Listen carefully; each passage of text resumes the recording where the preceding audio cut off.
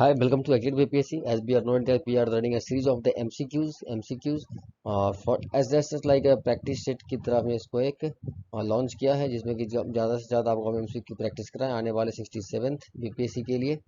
उम्मीद करता हूं कि जो अभी की स्लाइड्स हम रन करने वाले हैं, हर स्लाइड पे हमने 50 क्वेश्चन मैं लाता हूं, जिसमें कि उम्मीद करता हूं कि यूजफुल क्वेश्चन हो, जो कि आने वाले 67 BPSC में आपके लिए मददगार साबित हो।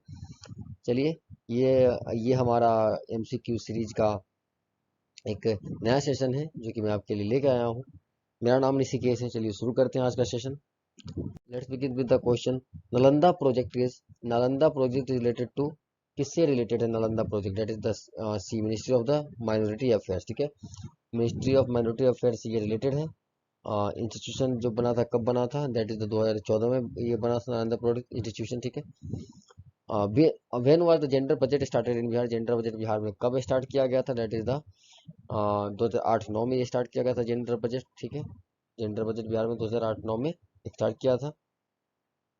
अब बात करें कि बिहार में इकोनॉमिक रिव्यू कब हुई थी? दैट इज द इकोनॉमिक, अगर इकोनॉमिक रिव्यू की बात करी जाए तो 2006 से 7 में। ठीक है, 2006 से 7 में। चलिए, एज पर द बजट 2022-23, ठीक है, इन issuance of e-passport using embedded chip and the futuristic technology will be rolled out in किस साल में होगा ये? That is the 2022। ठीक है, 2022 से 23। ठीक है, 22-23। ठीक है, आगे देखते हैं। From which of the following place of modern gold bull was found during the excavation? Modern gold bull कहाँ से, किस खुदाई में, किस जगह से निकला था वो? तो वो निकला था कुम्हरार। कुम्हरार एक जगह है पटना में। ठीक है, चलिए आगे देखते हैं। एट विच एंशियंट साइट धर्मांतर was found during the archaeological excavation? जो खुदाई होती है आर्कोलॉजी की, धर्मांतर कहाँ पे पाया गया था? That is again in the Patna. ठीक है। How many major categories of the spices have been described in the Kautilya Arthashastra? कितने तरह की मतलब कि स्पाइसेस की जिक्र है कौटिल्य की अर्थशास्त्र में? That is the 2। अब ये 2 कौन कौन से हैं? ठीक है, ये आप कमेंट सेक्शन में मुझे बताओ। चलो आगे देखते हैं। Select the false statement regarding the Iqta system. Iqta system के बारे में गलत जो इसमें से है वो बताइए। तो that is the was the honour of the income of the muqti iqta was, that is the, ये एक रॉन्ग स्टेटमेंट है। ठीक है, चलिए, ये दिल्ली सल्तनत के द्वारा स्टार्ट किया गया था इल्तुतमिश के द्वारा। ठीक है। Dash believe that the Indian dash believe that the Indian race was so accustomed to being trampled upon the mighty that they have always considered humanity as a sign of the human weakness। ये किसने कहा था? No other than that the lord Macaulay ने ये बात बोली थी। Lord Macaulay को consider the father of English education. ठीक है, फादर ऑफ इंग्लिश एजुकेशन भी इनको इंडिया में बोला जाता है। Sorry, education. ये जो ये लीगल मेंबर थे किसके? गवर्नर जनरल काउंसिल के। ठीक है, इसके जो इस समय जो गवर्नर जनरल थे, governor general Lord William Bentinck थे। इन्होंने chairman of the committee of public education इनको बनाया था। चलिए, इन्होंने एक दिया था डाउनवर्ड फिल्ट्रेशन थ्योरी नामक एक सिद्धांत भी दी थी इन्होंने। ठीक है, और इन्होंने क्या, इनकी आदेश पे इंडिया में 1835 में इंग्लिश मीडियम का इंग्लिश पढ़ाने की शुरुआत हुई थी। और मैकुले इन्होंने कहा था इंडिया में not have an independent government on its own but an at best it may have a strong unwise authoritarian regime. ठीक है, अगर हिंदी समझ में आया तो बताना मुझे भी। Consider the revenue of the government in 1859। Consider the revenue of the government in 1859 1858 to 1859 80 colonial India. तो इसका अगर बात करें तो दैट इज द 1 and 2। ठीक है, 50% of the total income of the government was from the land revenue. Duty on the opium and the opium मतलब कि वही चरस, वही यार ड्रग्स जो लेते हैं। Sales tax on the salt was 25% of the income। ठीक है, ये गवर्नमेंट इन 85 कॉलोनी रूल की बात है। चलिए, where was the Congress socialist party, where was the Congress socialist party establish? Congress socialist party की स्थापना कहाँ पे हुई थी? कांग्रेस सोशलिस्ट पार्टी की स्थापना हुई थी पटना में। ठीक है, ठीक है, कब हुई थी? 1934 में हुई थी, एडी। 1934 में इसकी स्थापना। जनरल सेक्रेटरी कौन थे कांग्रेस सोशलिस्ट पार्टी के? जयप्रकाश नारायण साहब थे, ठीक है। चलिए, जनरल सेक्रेटरी मतलब प्रेसिडेंट की बात कर ले, क्या इसके प्रेसिडेंट कौन थे? तो आचार्य नरेंद्र देव थे, आचार्य नरेंद्र देव। अदर मेंबर्स राम मनोहर लोहिया, वशावन सिंह, मीनू मीनू मशानी, यूसुफ मेहर अली इटीसी, ठीक है। आगे चलते हैं। At which place the Congress session was organized immediately? Congress session was organized immediately after the execution of Bhagat Singh. Bhagat Singh साहब को जो फांसी दे दी गई थी was where Gandhi and the other leaders were opposed, ठीक है। जिसको गांधी और अदर लीडर ने उस सेशन में अपोज किया था, तो वो कराची सेशन था, ठीक है। कराची सेशन में भगत सिंह साहब को फांसी कब दी गई थी? भगत सिंह साहब को फांसी दी गई थी 23 मार्च, देखो 23 मार्च 1931 में इनको हैंग कर दिया गया था। कराची सेशन कब हुआ था? ठीक है, देखो कराची सेशन ऑफ कांग्रेस हुआ था 26 टू 31, 26 टू 31 मार्च, ठीक है, 1931 बीच, ठीक है। 23 मार्च को फांसी हुई थी, 26 से 31 मार्च तक सेशन चला था। प्रेसिडेंट कौन थे इस सेशन के? सरदार वल्लभ भाई पटेल साहब, ठीक है, लौह पुरुष, ठीक है। गांधी स्टेटमेंट कहाँ था? Gandhian can die, Gandhism cannot. गांधीत्व, गांधी मर सकता है, गांधीत्व नहीं, ठीक है। पूर्ण स्वराज की जो डेफिनेशन दी गई थी इसी स्वराज सेशन में दी गई थी, ठीक है।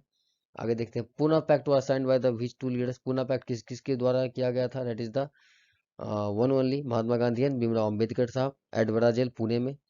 विच of the following was the, यहाँ पे बात हो रही थी किस चीज की? तो सेपरेट इलेक्टोरेट की ये बात कर रहे थे, ठीक है, जातिगत विभाजन की। Which of the following was the correct meaning of Purna Swaraj passed in the Lahore session? Purna Swaraj का जो लाहौर सेशन में जो हुआ था उसका कंप्लीट मतलब क्या था? पूर्ण स्वराज का मतलब था that is the, wait, sorry 114 की अगर बात करें, wait, sound between two leaders, एक मिनट, Madan Mohan Bhimrao Ambedkar and Madan Mohan Malaviya, sorry, extremely sorry, ठीक है। Which of the following was the correct meaning of Purna Swaraj pass in the Lahore session? तो that is the complete freedom, पूर्ण स्वतंत्रता, ठीक है। तो आगे देखते हैं। when and where was the Michael O. Dyer was responsible for the Jallianwala Bagh massacre, ठीक है। That is the Lahore 1920, London 1940, London 1940। Jallianwala Bagh massacre कब हुआ था? तो याद रखिए 13 अप्रैल 1919 को ये घिनौना कार्य किया था अंग्रेजों ने, ठीक है। उस समय इसके वाइसरॉय, इंडिया के वाइसरॉय कौन थे? तो लॉर्ड चेमफोर्ड थे, ठीक है, इंडिया के वाइसरॉय। इसमें रविन्द्रनाथ टैगोर ने अपनी नाइटहुड की उपाधि वापस कर दी थी, ठीक है। और इस जो ये दुष्ट व्यक्ति था, इसकी इसको किसने गोली मारी थी? इस पे मूवी बनी है, बताना नाम। उधम सिंह। कहाँ मारा था? लंदन में। देखने में बहुत अच्छी मूवी बनाई है, विकी कौशल की मूवी है। लंदन में इनकी एसोसिनेशन की गई थी 1940 में, बदला लिया था इन्होंने, उधम सिंह साहब ने, ठीक है, द ग्रेट उधम सिंह साहब, ठीक है। The headquarter of the Muslim league, the headquarter of the Muslim league what which of the following place? कहाँ था मुस्लिम लीग का हेडक्वार्टर? तो वो था आपको लखनऊ में, ठीक है, शाही Lucknow. In year 1905 Bengal was divided into which two provinces? 1905 में जो विभाजन किया गया था, तो मतलब ये किसके द्वारा? तो वेस्ट बंगाल और ईस्ट बंगाल में, ठीक है, वेस्ट बंगाल और ईस्ट बंगाल में इसे किया गया था, ठीक है। तो और क्या हवाला दिया गया इसको? जो वेस्ट ऑफ इंडिया, जो इसमें वाइस ऑफ इंडिया थे वो कौन थे जब पार्टीशन बंगाल हुआ था? तो यार मुझे लॉर्ड वर्ड बोलना अच्छा नहीं लगता, लेकिन मैं क्या बोलूं, बोल देता हूँ इन गधों को, लॉर्ड कर्जन, नाम भी कैसा कैसा था, कर्जन, ठीक है। चलिए आगे देखते हैं। और इसी के उपलक्ष्य में स्वदेशी मूवमेंट हमारे देश में स्टार्ट भी हुआ था। In which of the following was the capital of Oriental? Which of the following was the capital of Oriental or the Eastern region during the modern period? Oriental और ईस्टर्न रीजन का उस समय modern period में और मतलब capital कहाँ था? तो वो कैपिटल था आपको पाटलिपुत्रा में, ठीक है। ईस्टर्न रीजन का और बात करें कि उत्तर पथ का कहाँ था? तक्षशिला। कलिंगा का तोशी, अवंती का उज्जैनी। मैं कुछ कैपिटल्स आपको बता रहा हूँ, ठीक है। अवंती का उज्जैनी। तोशली की बात करें तो कलिंगा, कलिंगा, ठीक है, मैं लिख देता हूँ। उज्जैनी, अवंती। तक्षशिला की अगर बात करें, उत्तर पथ, ठीक है, उत्तर पथ। चलिए आगे देखें। 120 की तरफ, द फर्स्ट जैन संगीत संगीत सभा काउंसिल प्रेसिडेंट बाय, किसके द्वारा फर्स्ट जैन काउंसिल प्रेसिडेंट किया गया था? दैट इज द स्थूलभद्र, ठीक है।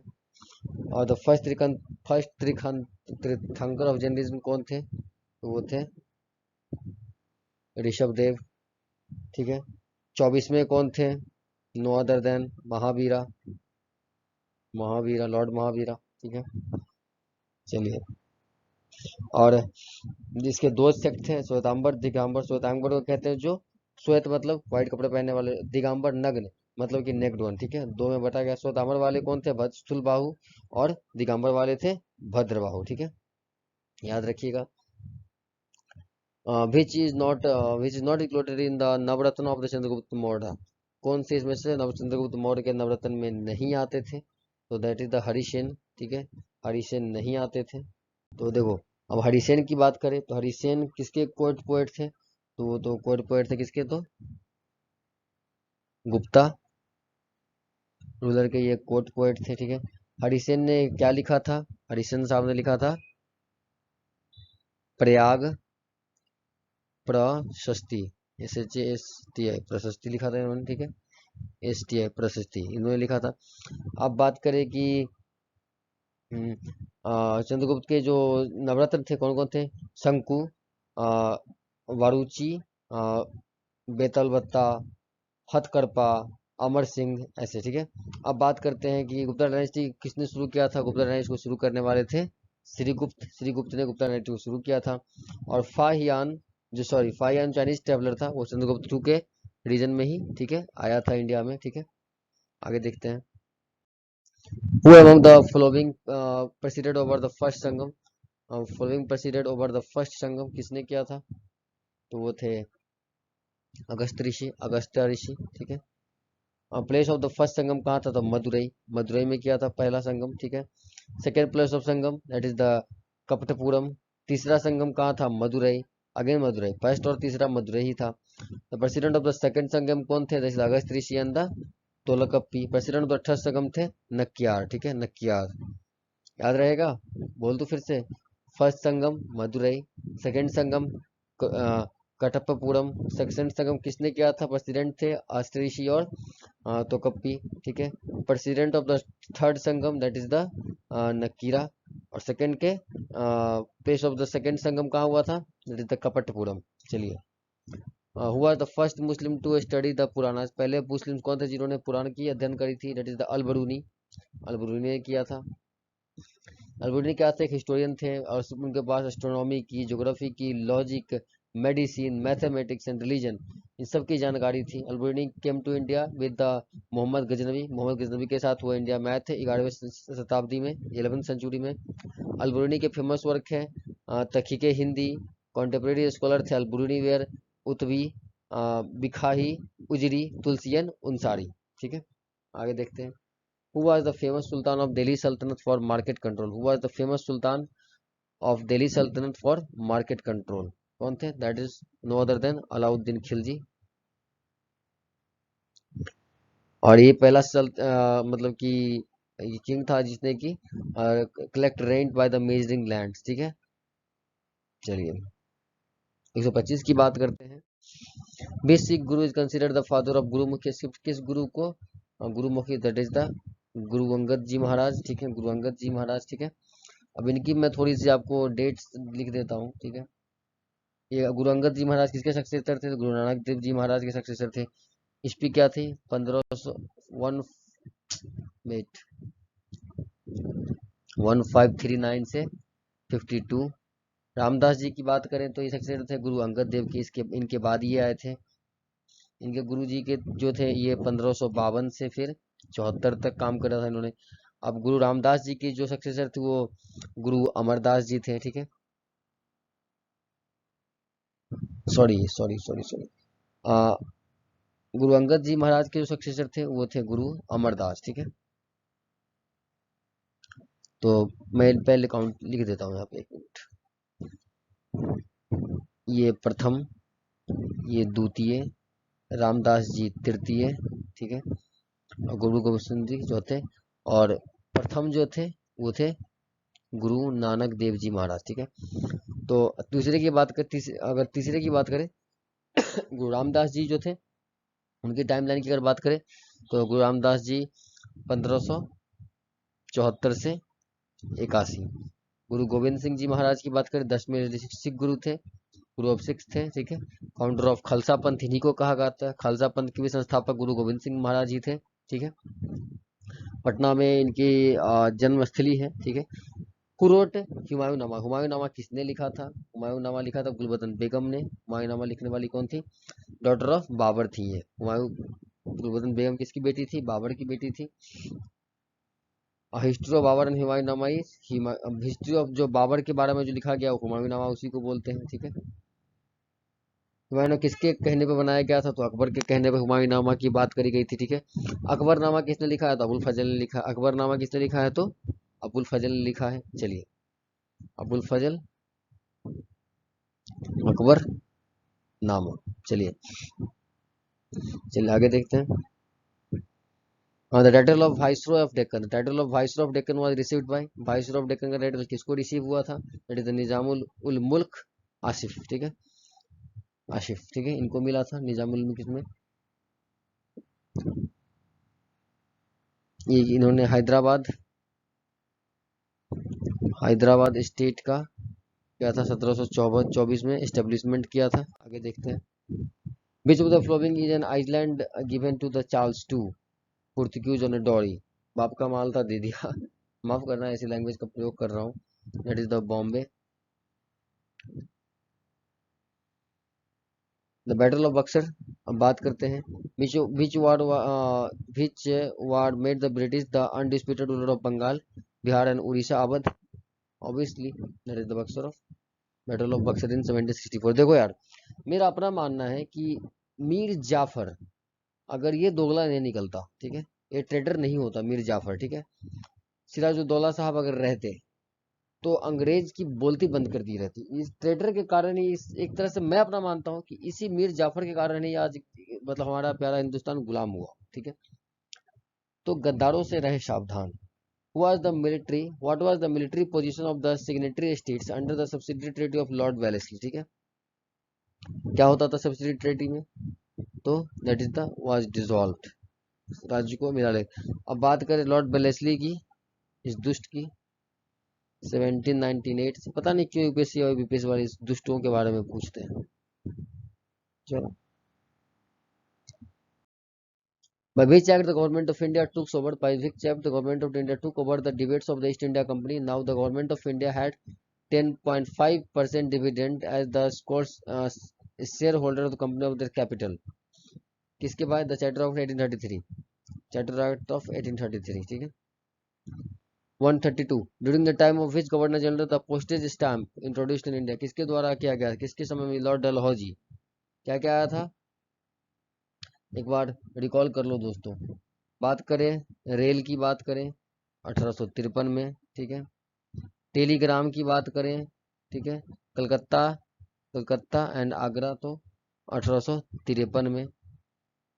1853 में ही क्या आया था? Evolution of Peshwa, evolution of Peshwa, ठीक है, पेंशन। चलिए, 1856 की बात करें, विडो रिमैरेज एक्ट, ठीक है।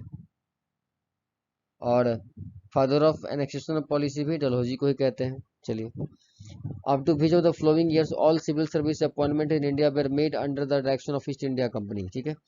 Up to which of the following year civil service appointment in India were made under direction of the East India company, किसके द्वारा? तो 1853, ठीक है, फिर 1853। चलिए, the main leader of the social and cultural awakening in the first half of the 19th century of the first leader of the modern India is called कौन? No other than राजा राम मोहन रॉय, मोहन रॉय, ठीक है। चलिए, which medieval ruler has fixed the boundary line of the Bihar and Bengal to Munger? Other than Ibrahim Lodi, ठीक है। Tribal ruler fix the boundary line of Bihar and Bengal to Munger, ठीक है, Ibrahim Lodi. In which year was Job Charnock appointed the British as the head of the factory of Patna? किस साल में इसे बनाया गया था? तो 1664 में, ठीक है, 1664 AD। The sign of those the sigh of those suffering injustice that disturb the seat of God. The sigh of those suffering justice disturb the seat of God. What is the article in the Pratap newspaper related to? किससे related ये था? तो अगर इसकी बात करें तो related था farmers of Champaran, farmers of Champaran, ठीक है। प्रताप न्यूज़पेपर कब छपता था? तो ये कब की बात है? तो 13 मार्च 1916 की बात है, ठीक है। चलिए, what was the capital of Bihar during the Tughlaq period? Tughlaq के समय बिहार की राजधानी कहाँ थी? राजगीर, ठीक है। The old Rajput, who fought very bravely, fiercely against the British power, died on 26 April 1850, which historians said this statement. That old Rajput who fought bravely और fiercely against the British power, किसने कहा था ये बात? तो कहा था इन्होंने हॉल्म्स ने। किसके बारे में कहा था? No other than Babu Veer Kunwar Singh Arrah, ठीक है। चलिए, आरा भोजपुर के थे। In which of the following year did Annie Besant visit Patna? Visit Patna twice. Annie Besant किस साल में 2 बार पटना को विजिट की थी? तो वो विजिट की थी 1918 में, 1918 में। ये था आज का हमारा लास्ट सेशन, ठीक है, लास्ट क्वेश्चन। तो उम्मीद करता हूँ कि आपको आज का अच्छा लगा हो। चलिए, आज के लिए बस इतना ही। कल फिर मिलते हैं एक नए स्लाइड और नए रिपोर्ट के साथ। तब तक के लिए दीजिए मुझे इजाजत। नमस्कार।